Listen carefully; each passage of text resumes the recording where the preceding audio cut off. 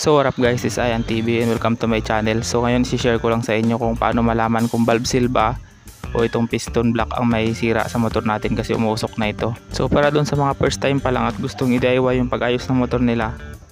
So dito sa part ng engine head, yan makikita nyo naman. Dito sa may intake, susundutin nyo lang yan dyan yung valve.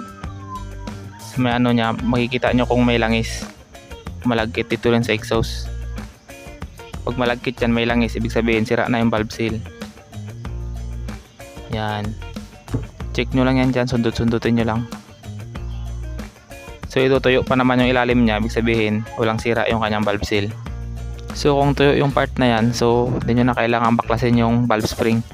Walang problema yung valve seal natin. So punta tayo dito sa piston. So ito guys, kung makikita nyo habang kinikik natin yung kickstart, so kaya naglalangis siya. Tapos basa yung niya, piston. So ito talaga yung sira niya. So wala pa namang gasgas yung block niya. So yung sira nito yung piston lang naglawlaw. So palitan na natin to ng piston at saka piston ring.